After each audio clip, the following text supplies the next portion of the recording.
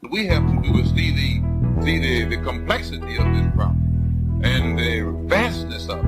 And then we will realize that we are going to have to forget some of these so-called organizational principles and organizational aims and objectives, and realize that the real principle, the real aim, and the real objective is a solution to the problem. A police state.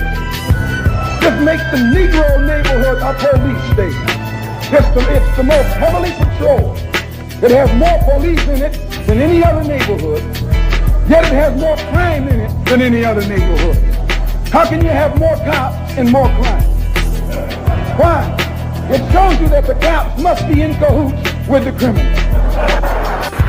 You make my point. That as long as a white man does it, it's all right. A black man is supposed to have no feelings. We want freedom by any means necessary. We want justice by any means necessary. We want equality by any means necessary. We want it now, or we don't take anybody to death. So whatever kind of action program can be devised to get us the things that are ours by right, then I'm for that kind of action no matter what the action is. I don't think when a man is being criminally treated that some criminal has the right to tell that man what tactics to use to get the criminal off his back. When a criminal starts misusing me, I am going to use whatever necessary to get that criminal off my back. And the injustice that has been inflicted upon Negroes in this country by Uncle Sam is criminal. Don't blame a cracker in Georgia for your injustices. The government is responsible for the injustices. The government can bring these injustices to halt. And what you and I have to let the man know is we are peaceful people. We are loving people. We love everybody who loves us. But we don't love anybody who doesn't love us.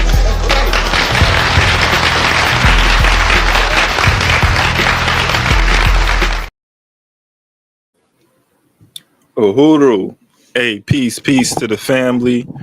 Welcome back to We Charge Colonialism, the Malcolm X study session teaching series, and keeping it going. This is I think number 5. And number 5, we do this twice a week, so make sure that you tap in.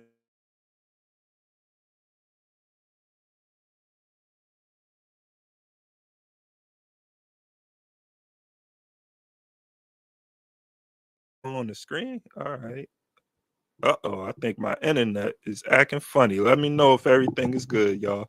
But I'm here. I'm Ikemba Ejore of We Charge Colonialism. We are anti-colonial Pan-African think tank, and we've been in existence for a little over 4 years now. And the work that we do is mostly around media, some writing. Go onto our website, wechargecolonialism.org. Brother Nehemiah just wrote an article, a really great article that you can check out on our website. That's at wechargecolonialism.org. You see that scrolling down at the bottom.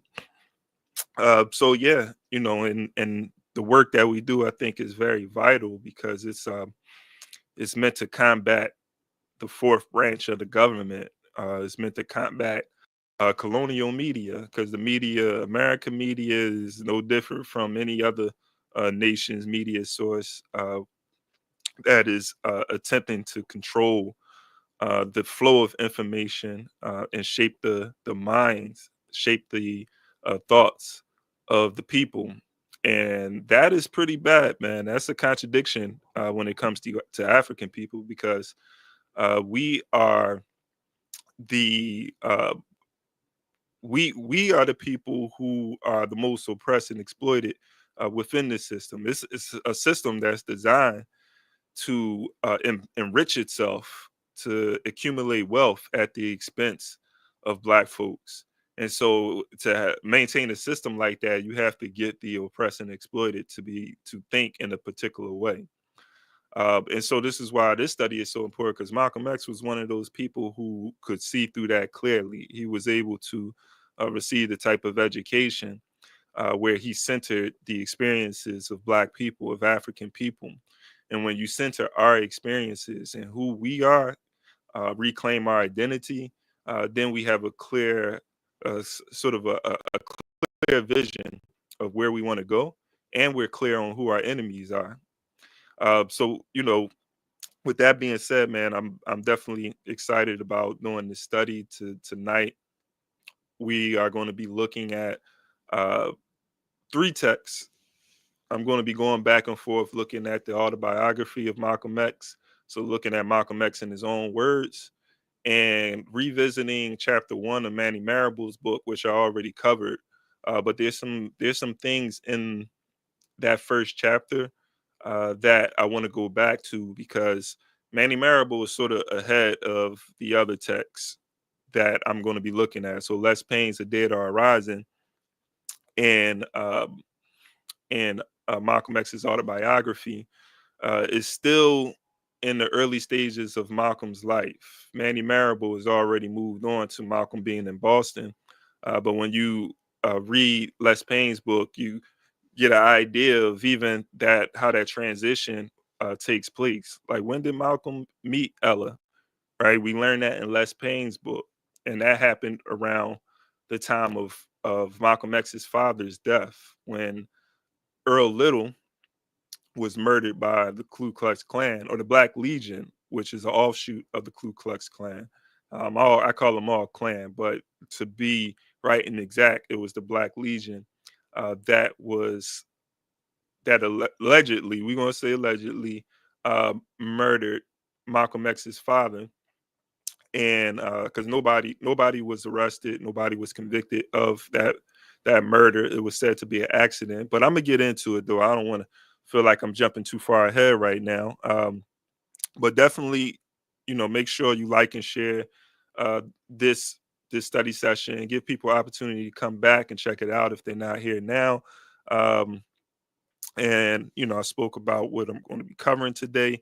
The other thing, as I always mention, I want to make sure that you are aware that the 10th annual Malcolm X Festival is going to be taking place in Philadelphia this May 17th. So if you're in the area, make sure that you check out, or make sure that you're in attendance. Make sure you're in attendance May 17th. We're going to be looking to organize some buses to go up to New York on May 19th, which is Malcolm's actual born date. So be there, or be square. It's going to be an important moment. And also, you can follow the Claim Malcolm X Day Committee on social media, all social media platforms. I'm gonna have to talk to the team, though. I'm gonna have to talk to the team about this Twitter thing, man. I'm like the enemy has control of all of these platforms, but Twitter, this guy Elon Musk, is off the chain. Y'all check him out, giving that Hitler salute.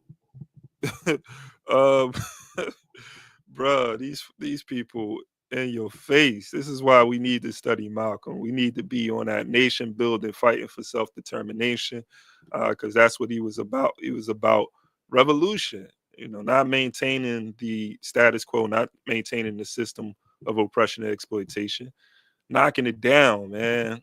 So where I want to start is, I think I want to start with Les Payne, looking at Les Payne's text. So mind you, if you've been following, there's a few things that I've been covering so far. For the most part, I have been looking at the autobiography of Malcolm X and the 2 biographies that were written on Malcolm X. There's several, but the 2 I'm looking at is Manny Marable's text and Les Payne's text. And both are pretty good.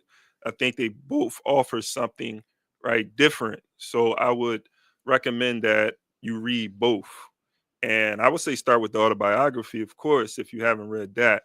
But when it comes to biographies, those are 2 of the best in my opinion. There's some other good text that covers Malcolm and King and so forth that we will get to on this channel throughout the year. As a matter of fact, the Malcolm and Martin, written by James Cone. Where is that at? This one right here. Martin and Malcolm and America, Dream or a Nightmare. Now, I haven't read. Somebody put me onto this.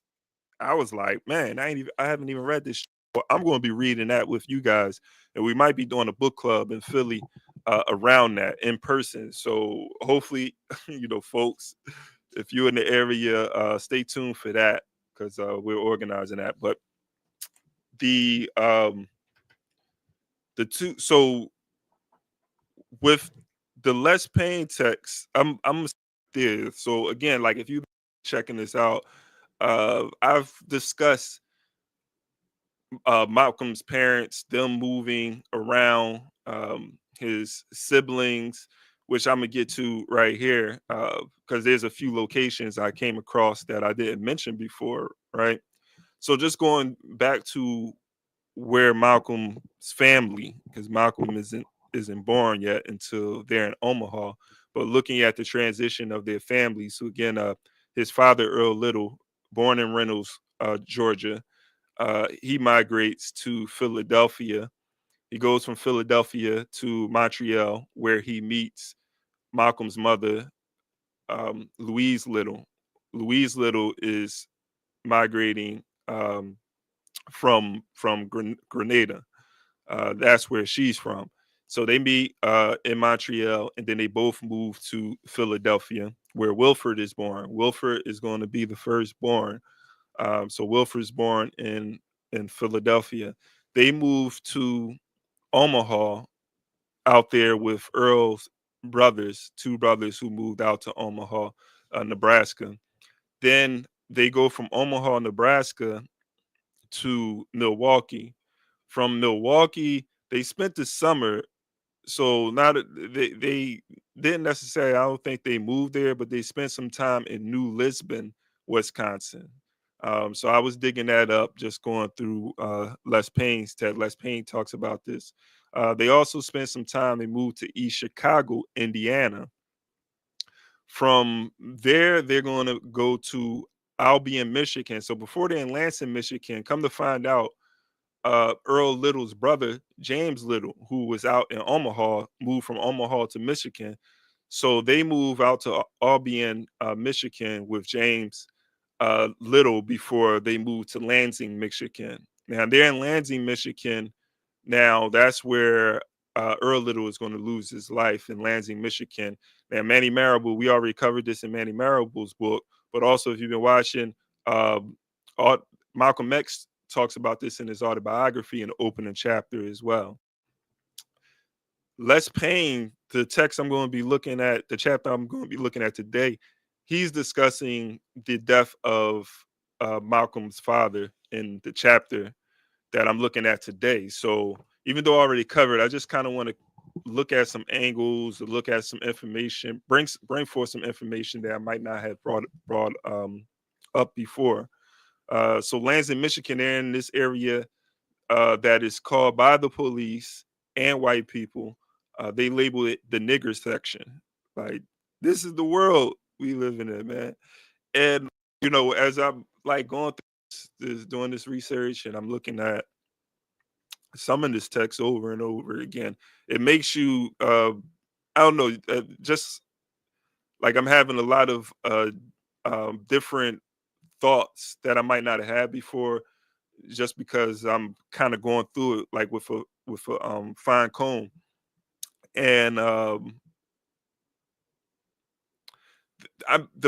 children, the children, right, of these people, like they're raising children, and just to think about, from generation to generation. That's why, like, this sister, we still live in a hostile, and I don't have to tell you that, hostile environment. When we see what happened with Robert Brooks, the 14 people who were involved in the murder of this Robert Brooks, where they beat a man handcuffed, hands behind his back, handcuffed. That's how cowardly these people are.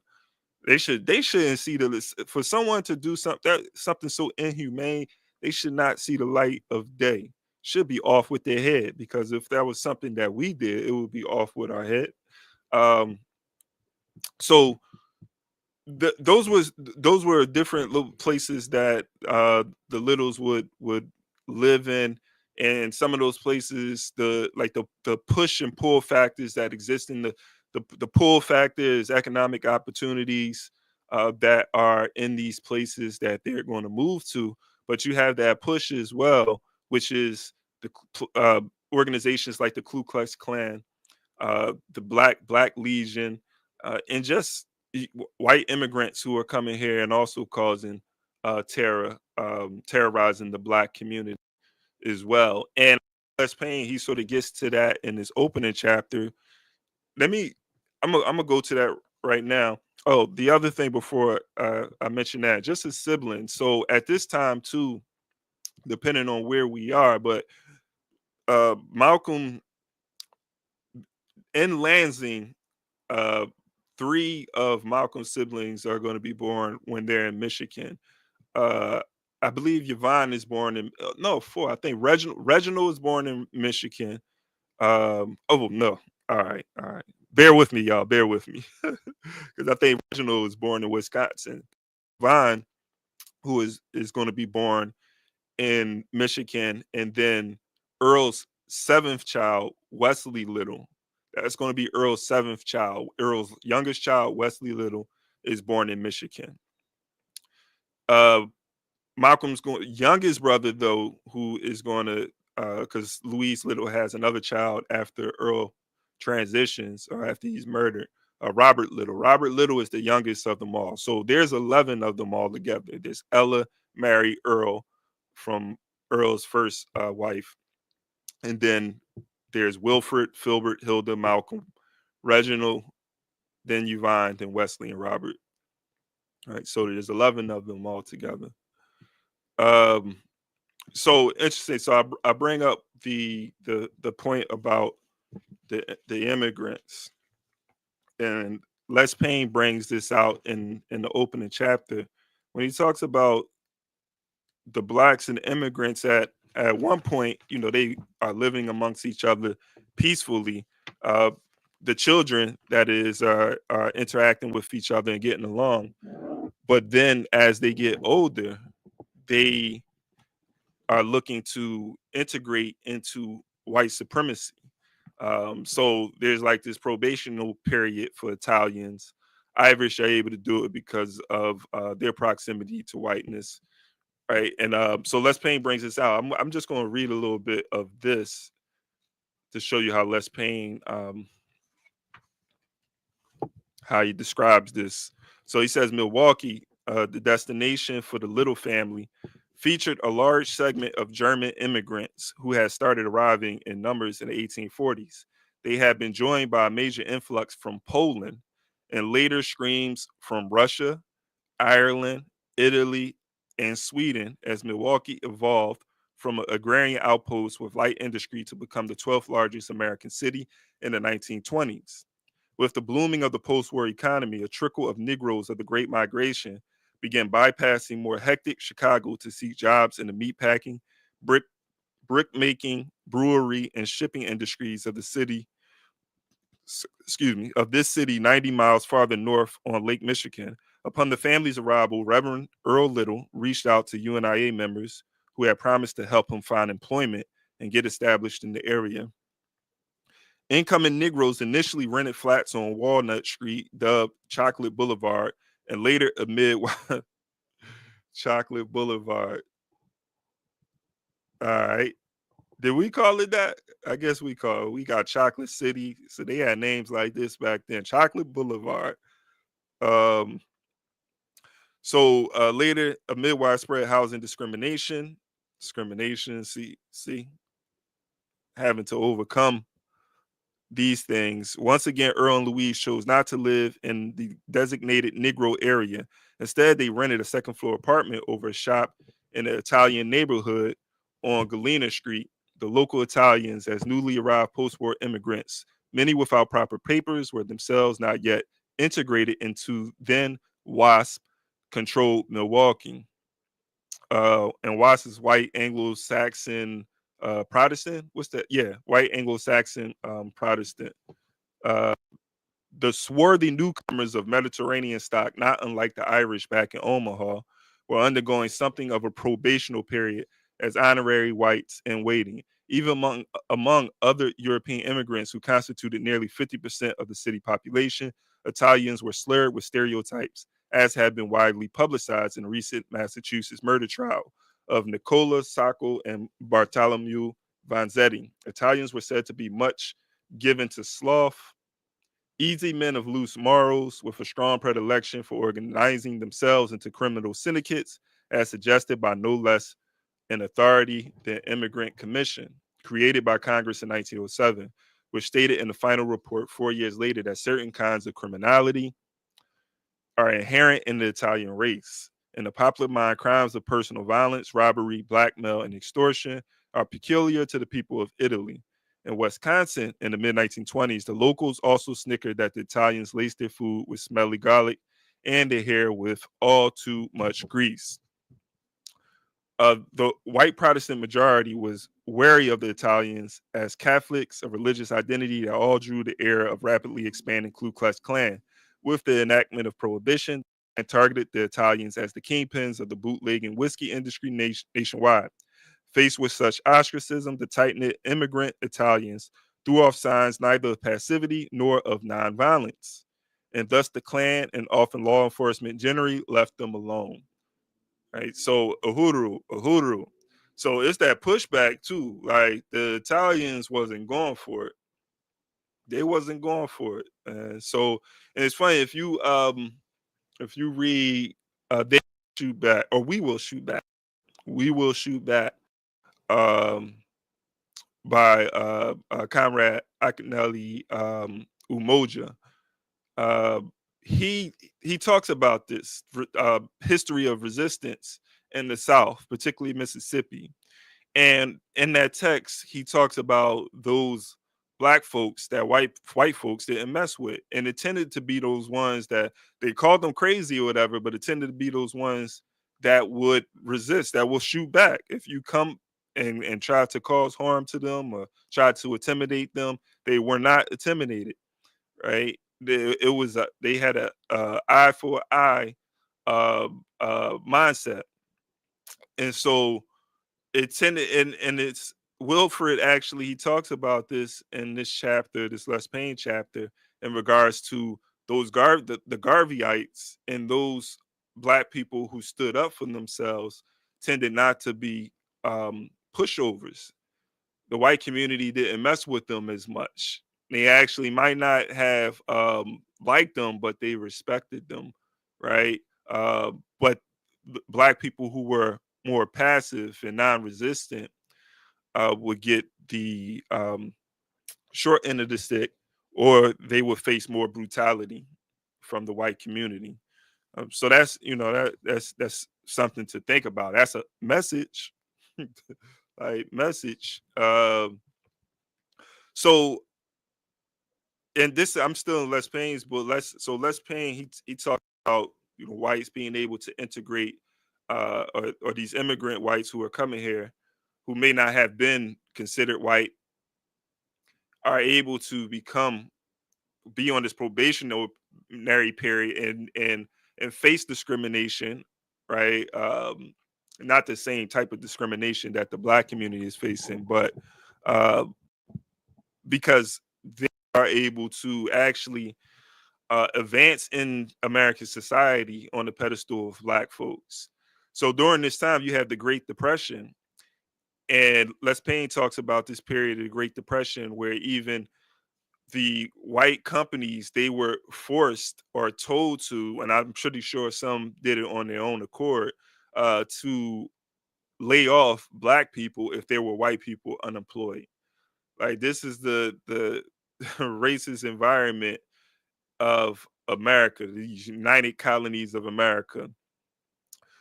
So I think that's important too. Just thinking about, you had the Depression. This is going to give rise to Klux Klan in the North, and Maine Marable talks about that. I want to go to Marable's text.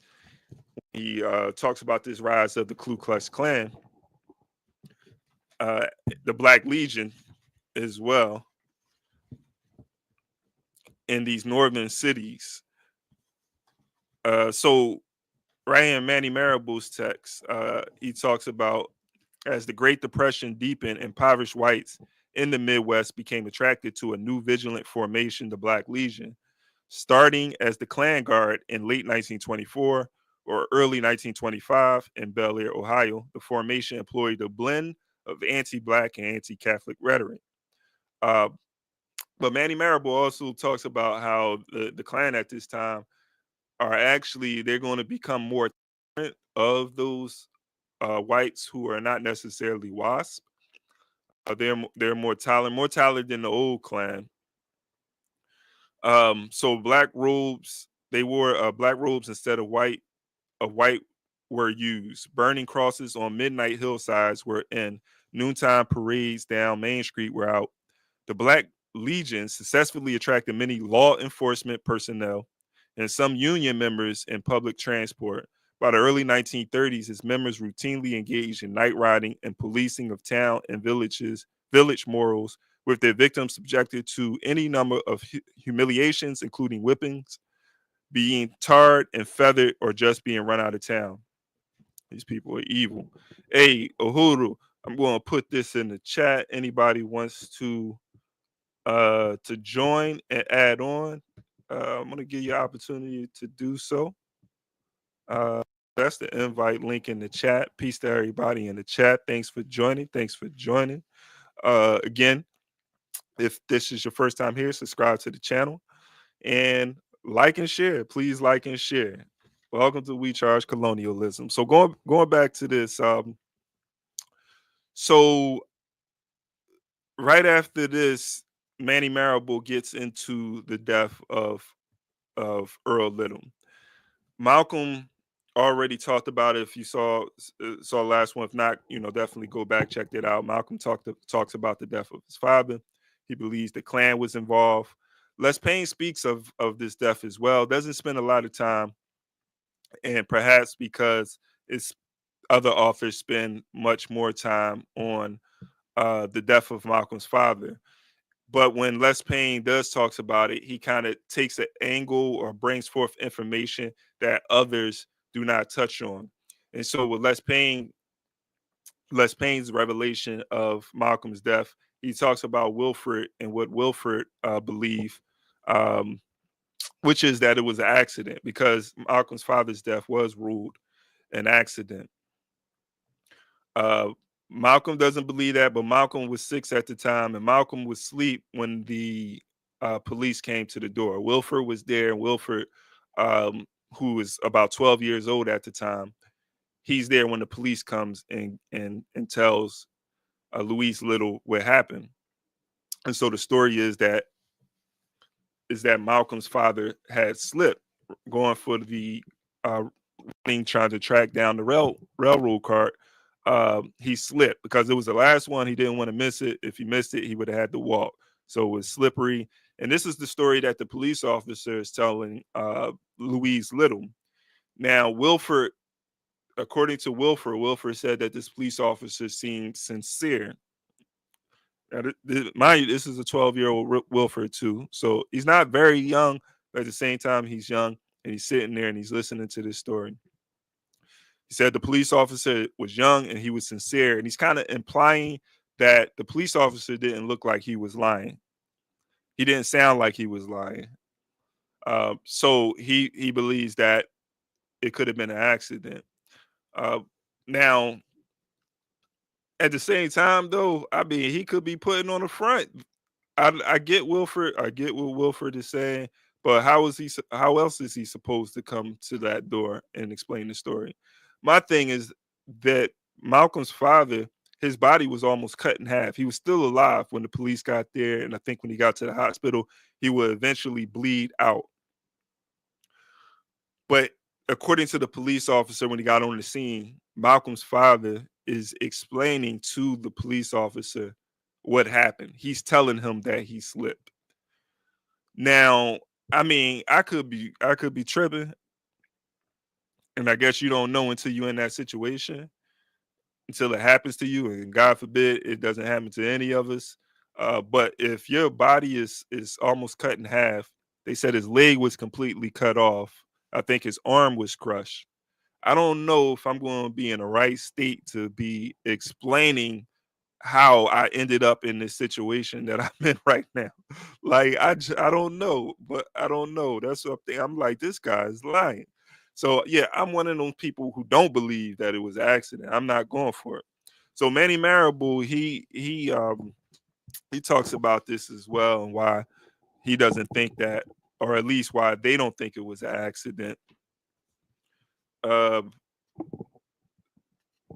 so I'm just going to read some of this. So he says, early in the evening, September the 8th,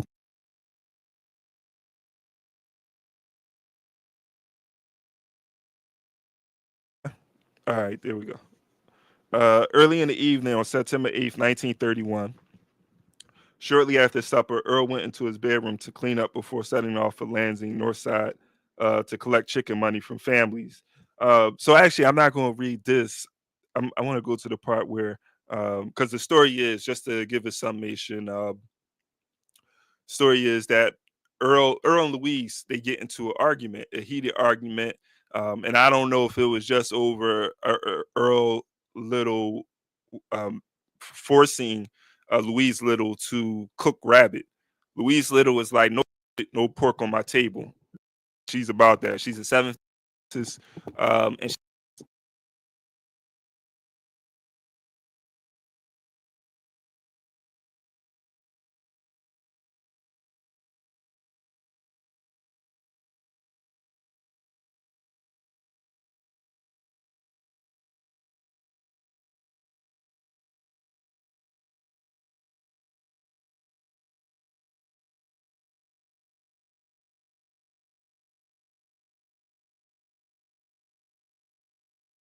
too. All right, I think I'm clear. So Earl forces Louise Little to cook that chicken, and that's another part of the story too. I might as well put in here, interject in here.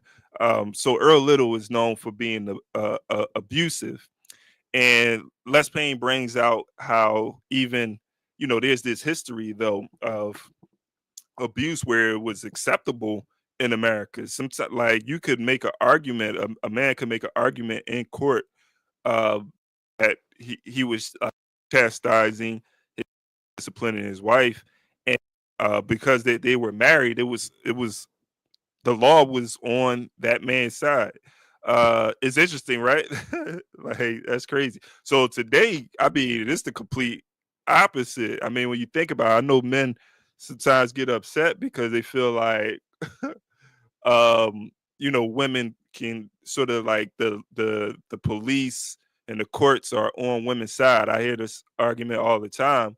Um, and I know that there's situations where women will abuse that power in regards to like the police using the police against uh, men. But think about this history in this country, though. I mean, it's history in this country where men actually had the law on their side where they could get away with that, right? I'm not saying it makes it right, but that's something that needs to be addressed because there is this history, even when it was no longer law, like in Louise Little's situation during that time, um, the law wasn't on Earl's Little side per se, but there was a tradition of abusing wives, abusing women, and nobody looked to the police to intervene. It was just a part of the culture, and so that's something that has to be broke down because that tradition, that culture, is still with us to this day. So we, have to acknowledge that. Um, Now back to the story. So Earl Little, Earl Little is giving Louise the business, and like you're gonna cook this rabbit, and she eventually cooks the rabbit. So despite that the argument that they had, Louise Little is going to Earl Little to leave, and Louise Little has this premonition.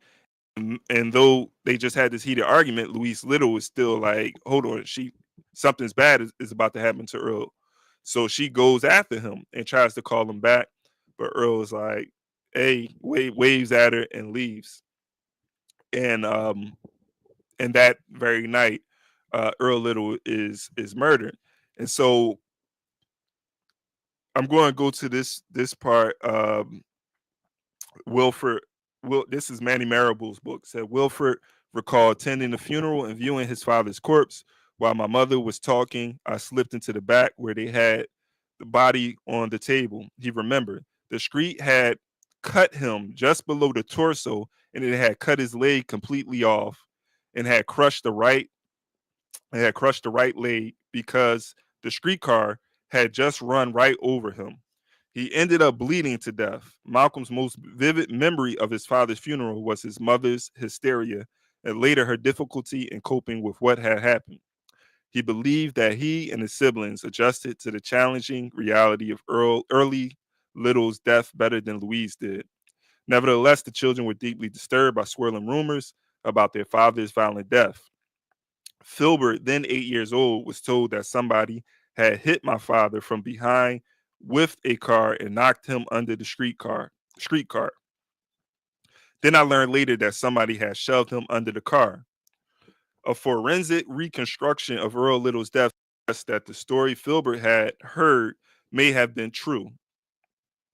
Before leaving home on the night of his death, Earl had told his wife that he was traveling to North Lansing. However, according to a local newspaper, his body was discovered at the intersection of Detroit Street and East Michigan Avenue, 1 block east of the town's boundary line. Few blacks lived in that area. The odd location of the body suggests the possibility that Earl was struck by a car, perhaps bludgeoned in one location, and then moved under a streetcar at another site, making it appear to have been a terrible accident. Earl Little's possible murder may have served the same purpose that lynching did in the South, to terrorize local blacks and to suppress their acts of resistance.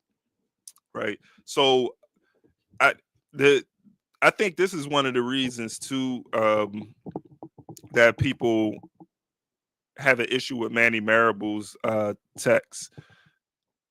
Like that, the information that some of the information that Manny Marable brings forth, there's that conjecture, right? So if you listen, like when I was reading there's not real evidence, right? There's like these suggestions that this could have happened, even though it's based off the evidence. I don't have a big problem with that though, because I feel like everybody is coming to a conclusion based off of the information that they have.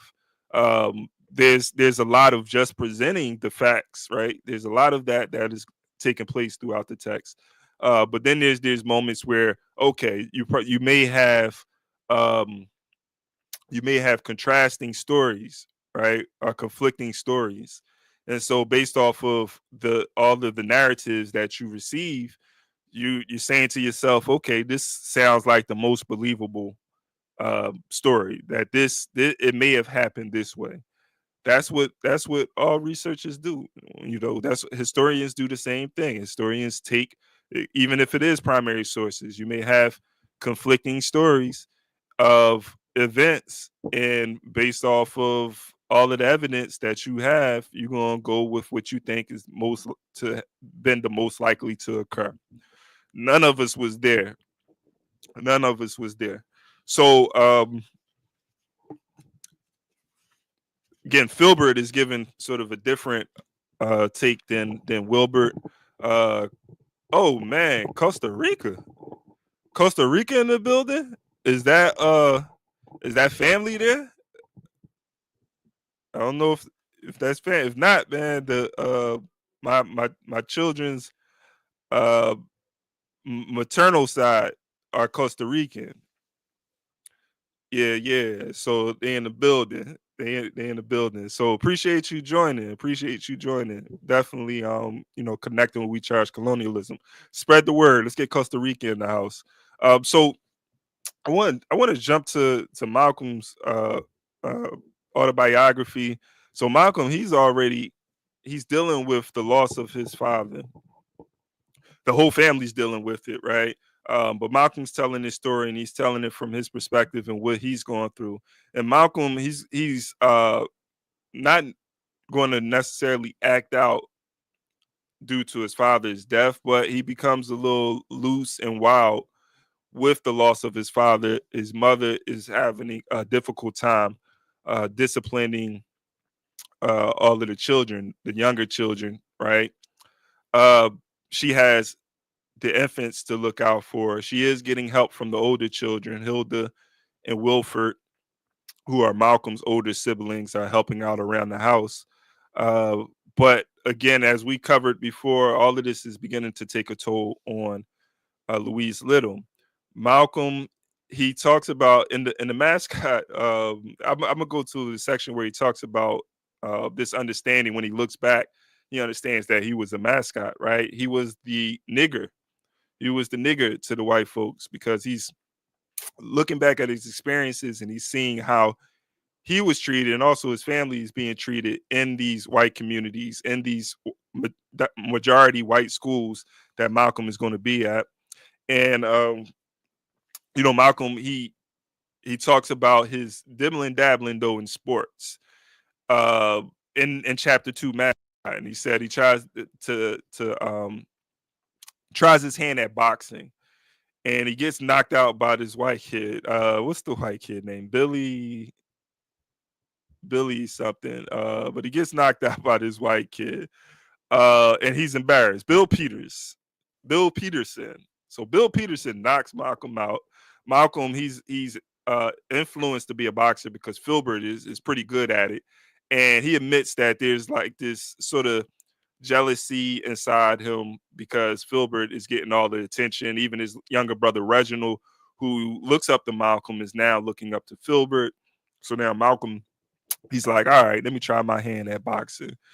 He gets knocked out by this white kid, and then he's like, all right, I'm gonna go train. He go on his Rocky sort of training. He's in the boxing ring, sparring. He's exercising more. He's boxing more. He's just doing all of the training to prepare himself to for this rematch.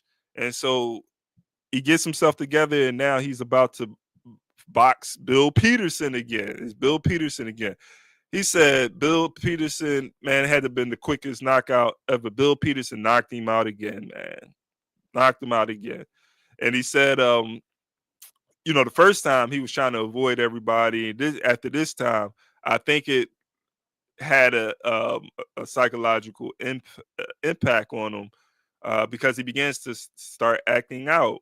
And he doesn't explain to anybody why. So I know that there's a combination of things. It's not just him, Bill Peterson, knocking him out, right? There's definitely a combination of things. Oh, and I know I mentioned this earlier, but just to go back. So Ella, again, when Earl Little passes away at the funeral, Ella, who was a teenager at the time, comes out to Michigan and meets the family during the funeral. So that's Malcolm's first meeting of Ella, and they develop a relationship. The Littles family in Michigan developed this relationship with Ella. So they're going to be communicating with each other through letters, so forth. So that is opening the door for Malcolm later on to go visit Ella, which he does for a summer. But leading up to that, Malcolm is beginning to act out. He now goes into school. He's like wearing a hat in school, and he gets expelled, and so now he gets sent to a reform school. At this time, Malcolm's telling the story. He's not giving a lot of details. There's some things he's leaving out as far as him acting out and being taken out the house, which is covered in the other chapters that I talked about in the biographies. But now Malcolm is sent to like this reform school, and in the reform school, he's acting out. But Malcolm is detailing too just the experiences that he is having with the way that white people are treating him. They're acting, calling him nigger, talking about him as if he's not there. And then Malcolm goes into the story of him, even though Malcolm is great in school as well. He's at the top of his class in school. And despite all of this, he's still being treated as a second-class citizen. He's being treated as that other. But despite this, Malcolm is he's not letting it affect him. And the reason why has a lot to do with his mother as well. Louise Little and this is talked about, I think, in Les Payne's book, Louise Little, is teaching her children to have pride and not let the races have such an influence on them, or even affect them. Don't let them know that it affects them. And she gives this sort of analogy of throwing a right at a dart. And when you hit the dart, hit the target, you get excited about hitting that target. But if it's like right outside of the target, you're not excited, right? The closer you get, the more excited you get. She used that analogy to talk about uh, how they should respond to these races. And if you let them know that it's affecting you, then they're going to feel good. They're going to be like, yeah, I hit my target. But she said, if you don't show that it affects you, then eventually they're going to lose the they're going to lose sort of that joy in trying to harm you and try to hurt you with their words. They won't be as inclined to keep doing it, right? And they mention how it does work. After a while, it works. Um, but the other thing, I'm moving back because there's some things that I left out. The Garvey kids. Now, Malcolm and his family aren't the only Garveyites or Garvey children in the community. And so the white community are attempting to undermine the teachings of the Garvey of the Garveyites to their children and the history that they're learning about Black people. And so when they're in school, they're being let me bring that up. They're trying to be condescending and asking these children to talk about the history that they're learning, and then they're trying to tell them, like, they're laughing at them and making fun of the history that these children, these Garveyites, are learning. And so Wilford talks about how his mother had to go up to the school and straighten these teachers out and give them some of that Garvey or that African history that they are being taught in those study sessions. But I thought that was interesting. That's a history. This is one of the reasons why Black History Month came about, is because of this neglect um, of Black history, but also just the dismissal of the achievements of Black people throughout history. And they do that to empower themselves, to try to put themselves on the pedestal. That's what white supremacy is. White supremacy is about trying to prove the superiority of white people, as opposed I'm sorry, to prove the superiority of white people at the expense of Black history and Black achievements. So there's a section in here. Let me see if I can pull it up. She didn't. I think it's here. Let me see. I can't say, this is in the Les Payne text. I can't say that I have any evidence that my father believed in education filled with reserve. His conflicts with my mother, which often flared into physical violence, was because of her education. She knew grammar and she was emphatic about how she taught us. She didn't accept the term colored. She said, we are Black people. She never allowed us to accept the term Negro. My mother was serious, never jovial. She always get us to the facts of what we were talking about. She would sing to us, 1 and 1 are 2, 2 and 2 are 4. Then there were French songs she would teach us. My mother was the one who brought knowledge out of us. Along the way, Louise, ever the Garvey devotee, would sternly warn her children that white teachers could be counted on to distort African and Negro history in an effort to block their advancement and to make them feel inferior. These white teachers didn't seem to like to see you too proud or your Black self, Wilford noticed. Too proud of your Black self, Wilford noted. They would do little things to try to make you feel somewhat beneath the other kids. And if they knew you were one of these Marcus Garvey kids, they would give you an extra dose of this kind of thing. Some students from Garveyite families were made to stand in class and explain the version of African and Negro history they were taught in the Saturday UNIA classes. Occasionally, they would be made to sing the Garvey anthem, which referred to Ethiopia as the land of the free, the land where the gods used to be. Upon hearing that white teachers would degrade her children in class, Louise would visit the teachers the very next day for a sit down. She would reinforce her children's account of Black history, giving the teachers an adult double dose of Garvey doctrine. She would let them know, said Wilford, don't be trying to make niggers out of her children. That's an interesting way to put it, too, because that's exactly what slavery did, man. Slavery and then the miseducation that came after slavery, this attempt to make niggers out of African people. Even today, that's why I don't use that term, man. I learned long ago. When we even refer to each other as that, and I know there's some people who want to defend that N word, but that's exactly what they did through slavery. They turned us into that. We are just reinforcing it. You know, we're encouraging, we're encouraging the behavior and the thought process of someone that is an N, right? That nigga. And when I read From Niggas to Guys, I said, oh, nah, none of that, no more. But that's a great point. And that's what miseducation, the miseducation of the African. It's called The Miseducation of the Negro by Carter G. Woodson. But that's what that was all about, right? Miseducating and making, because when you turn someone, and there's another book, I forgot the sister's name who wrote this book, but she came out of the Nation of Islam. It's called 64 Years to Make a Negro. When you make a Negro, you make someone who is going to find themselves or believe that they are connected to this American project, this American design, and they want to be a part of it. They'll fight to be a part of it.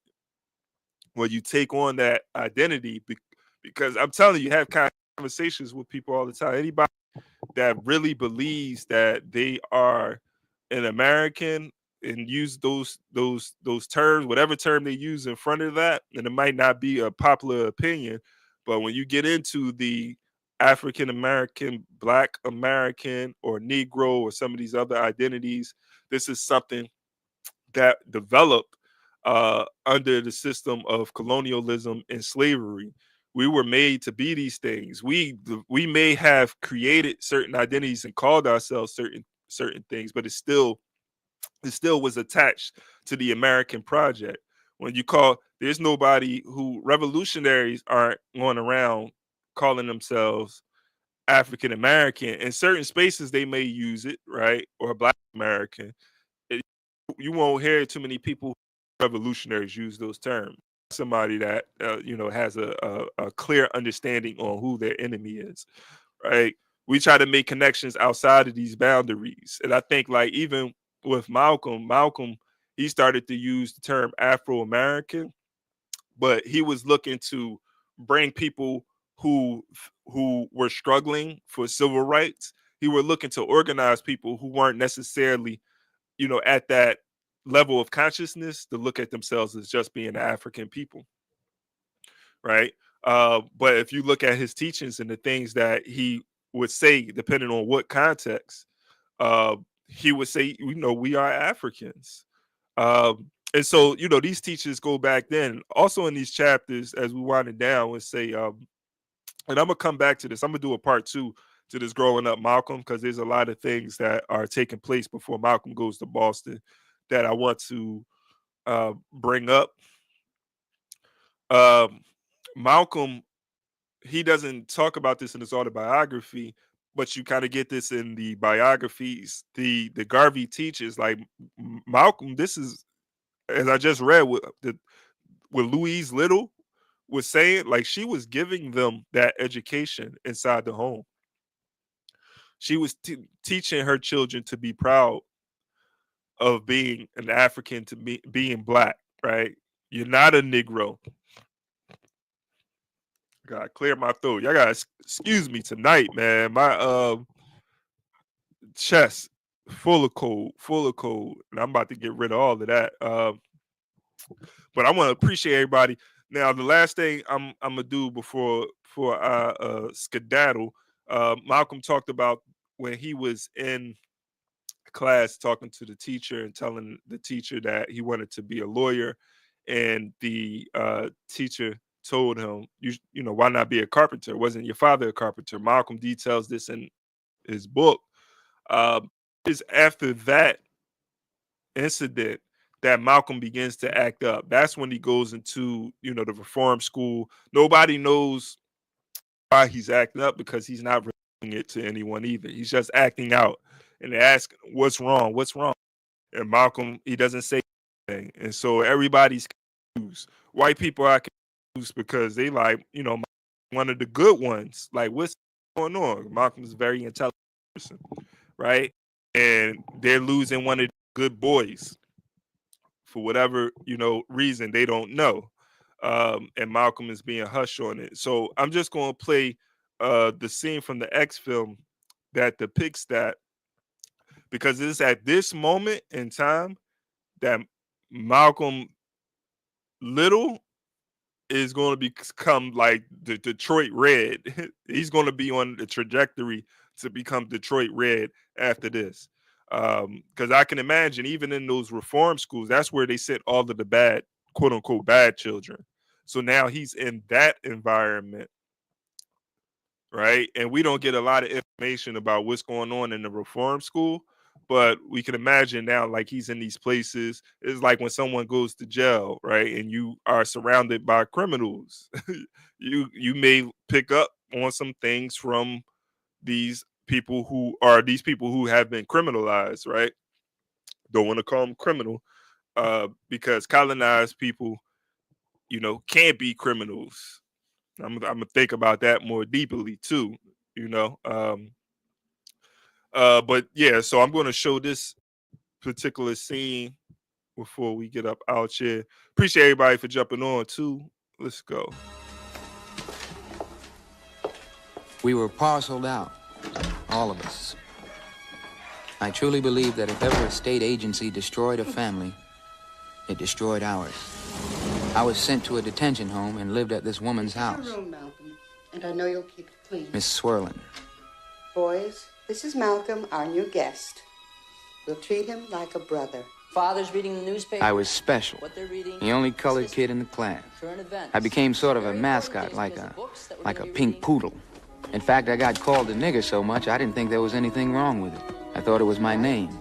He's a fine They talked about me like I wasn't there, like I was some kind of pedigreed dog or horse. president of his class. Like I was invisible.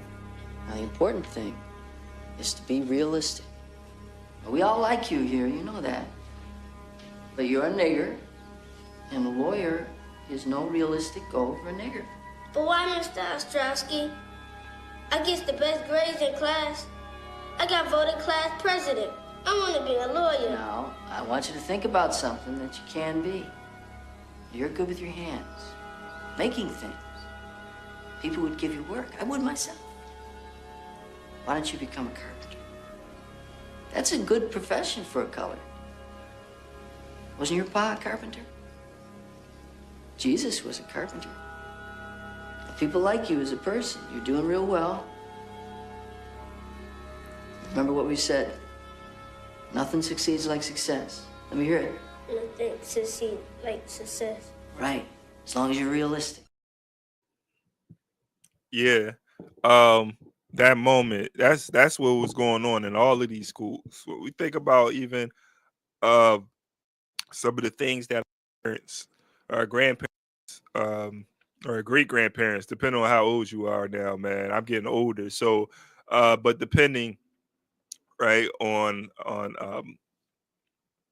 how old you are, your lineage, who grew up in this type of environment, just think of what the dreams they had that possibly crushed, or the dreams that they never had because from birth they were told that they were limited and there was only certain things that they were able to do within the society.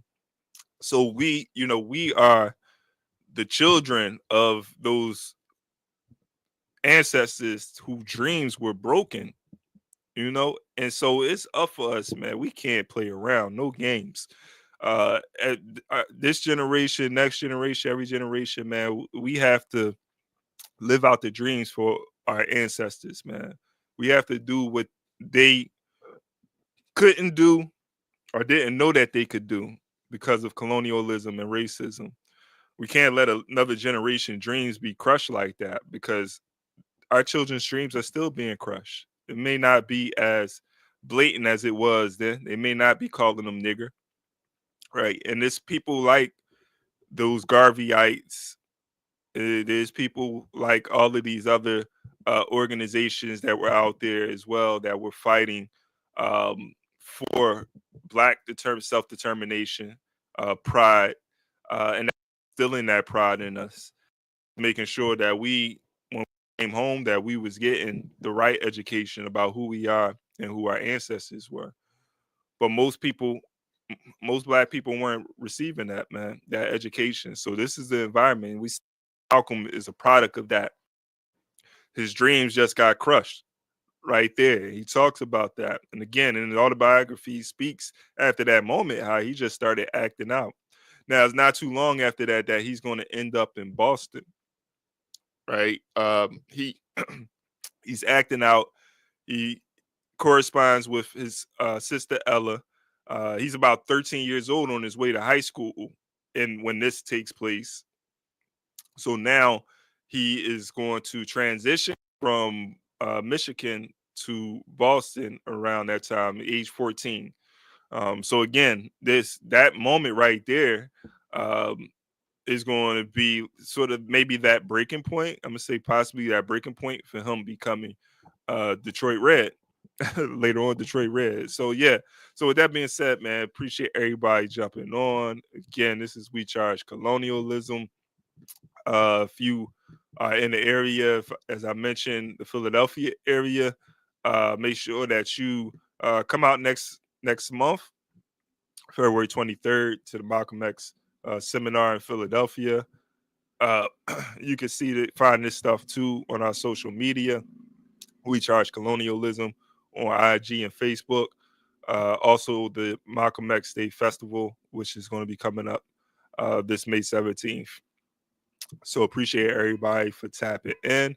I gotta go clear myself. I don't know. Excuse me tonight, y'all. Wasn't one of those nights for me, man. But still appreciate y'all being here. Peace, uhuru. Till next time. The white power structure, because that's all we have in America. And the white power structure today is just as much interested in perpetuating slavery as the white power structure was 100 years ago. Only now they use modern methods of doing so. And realizing that the Black people in this country are waking up and becoming filled with a desire to be looked upon as men and as human beings. The white power structure, to slow down that struggle for freedom and human dignity, uses tricks. 100 years ago they could do it with chains.